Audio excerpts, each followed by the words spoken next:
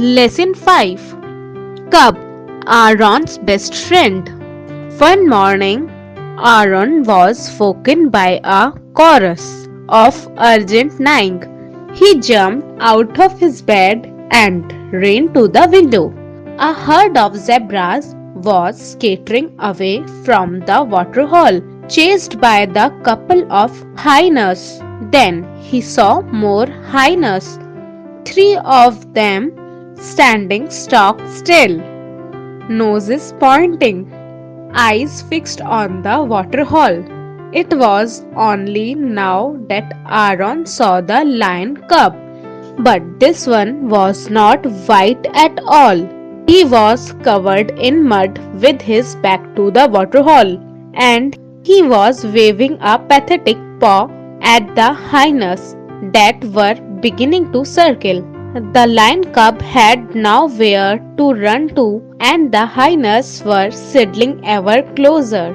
Aaron was downstairs in a flash, leaping off the veranda and racing barefoot across the compound, shouting at the top of his voice. He threw open the gate and charged down the hills towards the waterhole, yelling and screaming and waving his arms like a wild thing.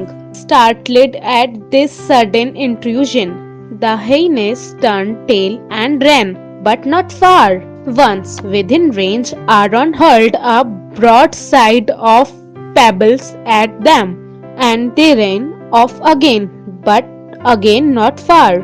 Then he was at the waterhole and between the lion cub and the hyenas, shouting at them to go away. They didn't listen to the Aaron. They stood and watched uncertain for a while. Then they began to circle again closer, closer. That was when the shot rang out. The hyenas bolted into the long grass and were gone. When Aaron turned round, he saw his mother in her nightgown, rifle in hand, running toward him down the hill. He had never seen her run before. Between them, they gathered up the mud-matted cub and brought him home. He was too weak to struggle, though he tried. As soon as they had given him some warm milk, they dunked him in the bath to wash him. As the first of the mud came off, Aaron saw he was white underneath. "You see," he cried triumphantly. "He is white. He is. I told you, didn't I? He is my white lion." His mother still could not bring herself to believe it. 5 baths later, she had 2. They sat him down by the stove in a washing basket and fed him again all the milk he could drink, and he drank the lot. Then he lay down and slept. He was still asleep when Aaron's father got back at lunchtime. They told him how it had all happened. "Please, father, I want to keep him," Aaron said. "And so do I," said his mother. "We both do." And she spoke as Aaron had never heard her speak before, her voice strong, determined. Aaron's father didn't seem to know quite how to reply. He just said, "We will talk about it later." And then he walked out. They did talk about it later when Patrick was supposed to be in bed. He was not, though. He heard them arguing.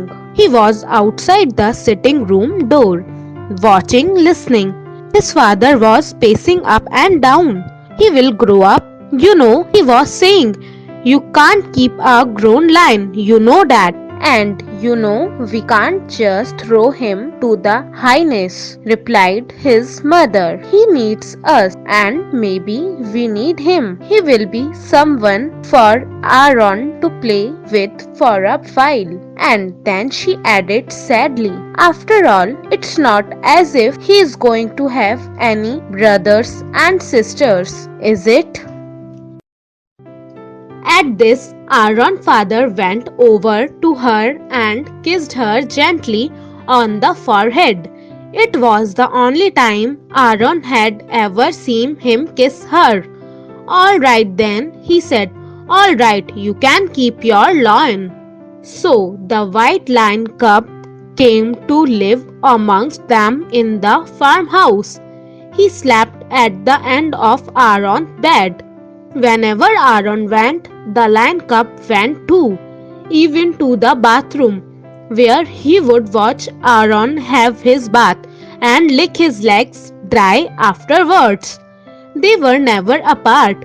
It was Aaron who saw to the feeding milk 4 times a day from one of his father's beer bottles until later on when the lion cub leapt from a soup bowl.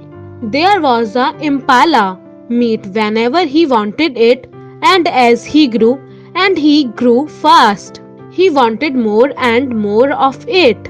For the first time in his life, Aaron was totally happy. The lion cub was all the brothers and sisters he could ever want, all the friends he could ever need. The two of them would sit side by side on the sofa out of the veranda and watch the great red sun go down over Africa.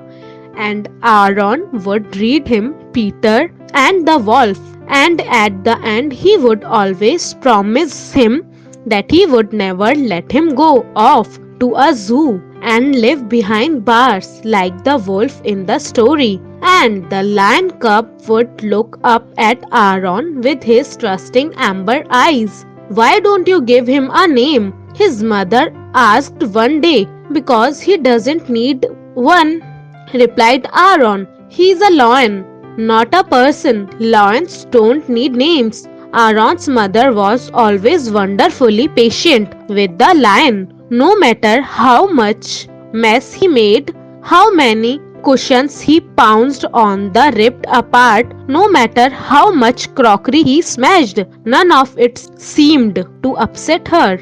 And strangely, she was hardly ever ill these days. There was a spring to her step, and her laughter pealed around the house. His father was less happy about it. Lions, he would mutter on, should not live in houses. You should keep him outside in the compound. But they never did. For both mother and son, the lion had brought new life to their days, life and laughter. Day follows night. Happiness was short-lived, for the white lion grew, and the house and its surroundings became too small for him. Aaron's mother called Aaron and explained to him, if we love him, then he should be set free to live in the forest, to hunt in the forest and live with other lions. So next week, a teary-eyed Aaron hugged the lion and bade it goodbye. Aaron's father took the lion deep into the forest and let him free.